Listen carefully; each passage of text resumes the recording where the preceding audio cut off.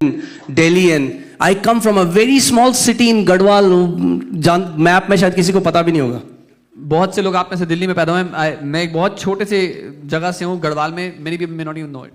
बिल्कुल इंग्लिश बोली नहीं आती थी. I did not know how to speak. मगर उस टाइम जब उसका आवाज आया उसने कहा I want you to preach my word. तू इंग्लिश में प्रीच करेगा. मैंने कहा मुझे नहीं आता. When I heard his voice, he said you should preach in English. I said I don't know. उसका मैं सिखाऊंगा तुझे. He said I will teach you.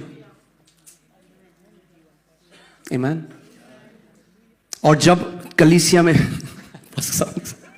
जब 20 लोग होते थे There were 20 people in तो the उससे church. पहले मैं प्रचार कर रहा था हिंदी में. फिर जब मुझे प्रभु ने बोला ये बात तो मैं नेक्स्ट संडे आया.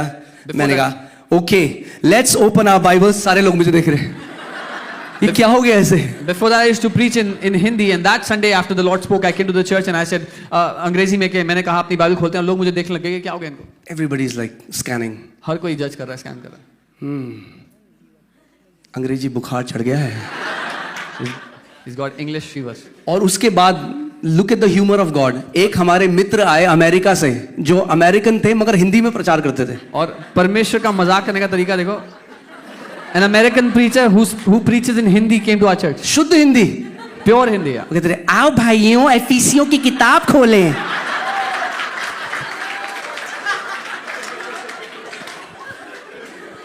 और उसके अगले संडे मैं खड़ा हुआ. Okay let's open the book of Roman. Meeting के बाद ना एक बंदा मेरे पास आया. One guy came to me after the meeting. He said, come. कह रहे क्या दिक्कत क्या है? He said, what is your problem? कह रहे वो अमेरिका होके वो हिंदी में प्रचार करता है, आपको अंग्रेजी क्यों बोलनी है? He said, that American preaches in Hindi. Why do you have to preach in English? मैंने कहा बात तो तुम सही कह रहे हो. I said, you're. मुझे इतना एम्बैरेसमेंट हुआ मैंने अगले संडे से बोलना छोड़ दिया. I felt so embarrassed. From next Sunday I stopped preaching in English. और मैं जब मैं तो ऐसे ही चलता रहा. And I was not able to preach. फिर उसके बाद एक प्रॉफिट दिल्ली में आए थे. And then a prophet came. हम उनको लंच पे ले गए. We took him out to lunch. और वो टेबल में बिल्कुल डायगोनली उस साइड बैठे थे. He was sitting at the farther end of the तो table. वहां से मेरी तरफ उंगली करके बोलते कहते you young man. He points towards me and says, कह रहे परमेश्वर का आत्मा मुझे कह रहा है कि तू खुदा को डिसोबे कर रहा है. उसने तेरे को कहा है इंग्लिश में अपना वचन प्रचार करने को. The Spirit of the Lord is saying you are disobeying him. He has asked you to preach in English. और उन्होंने कहा अगर तू उसकी बात को नहीं मानेगा तुझे कभी आत्मा का फ्लो नहीं आएगा. If you will not obey him, you will never get the flow of the Spirit. उस दिन मैंने पश्चाताप किया. I repented that day. मैंने कहा जिसको जो समझना है समझे. मुझे खुदा के पीछे चलना है, उसकी आज्ञा को मानना है. I said I don't care about what people think. I will obey what the Lord says. Amen. See today we see many of you don't even know what is happening in Europe. The book that I've written, the book of faith, it's used in churches as their Bible college and it's used as so. It happened because I obeyed the Lord. It was so difficult at that time. बहुत मुश्किल था.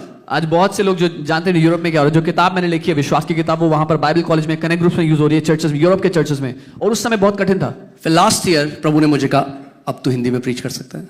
मैंने कहा वाह खुदा. Last year the lord said now you can preach in Hindi. भर भर के हिंदी निकल रही है भर भर. सो जब आप मानोगे खुदा की वो मुश्किल है और इंसानों को समझ में नहीं आएगा उस टाइम में. When you will obey the Lord at the time you will not understand it. People will लोग not आपको गलत समझेंगे. People will misunderstand you. मगर यही तो टेस्ट है. That's the test. क्या आप जी रहे हो उसको उसके लिए और वो जो कहता है उसकी आज्ञा मानने के लिए. Will you live to obey him and what he says? Amen. I'm telling you each one of you has the seed of greatness. आप में से हर एक के अंदर महानता का बीज है. All that you need, you know, you are one word away from your destiny. आप अपने जीवन की मंजिल से एक आवाज दूर हो, एक वचन दूर हो. One word. All that you need is not opportunity. आपको मौका नहीं चाहिए. You need a word. आपको परमेश्वर से एक वचन चाहिए. Amen. And word comes to those who are intently hearing. वचन So उनके अब जब आप प्रार्थना करते हो, now when you pray, pray so that you may hear His voice. प्रार्थना इसलिए करो कि उसकी आवाज सुनो. अपने परिवार के लिए you need a word. For your family आपको एक वचन चाहिए. For your ministry or for your business you need a word. अपनी सेवकाई अपने व्यवसाय के लिए For your future you need a word. अपने Go to भविष्य के God. लिए आपको वचन चाहिए. परमेश्वर के पास जाओ. Jeremiah 33:3 he says call unto me and I will answer you and show you great and mighty things that you do not know. यिर्मयाह 33:3 उसने कहा मुझे पुकार और मैं जवाब दूंगा और ऐसी महान बातें बताऊंगा जो तू अभी नहीं जानता है. Amen. Hallelujah. Ready हो आप? Are you ready? Maybe you are a nobody now. शायद अभी आपको कोई नहीं जानता हो. But if you know him, लेकिन अगर आप उसको जानते हो, he's going to make you a somebody. वो आपको कुछ बनाने वाला है. So that through you, ताकि आपके द्वारा he's going to display his glory. अपनी महिमा को प्रकट करेगा. मैं एक बाइबल कॉलेज में गया सिखाने के लिए, एक बहुत बड़ा बाइबल कॉलेज है. I went to a Bible college to teach a very big Bible वहाँ के जो मेन डीन है वो मेरे पास आए college. The main dean came to me. और उन्होंने कहा, And he said- thank God that you never went to a Bible college He said, प्रभु को धन्यवाद हो कि आप कभी बाइबल कॉलेज नहीं गए, because God has taught you. क्योंकि प्रभु ने आपको सिखाया है.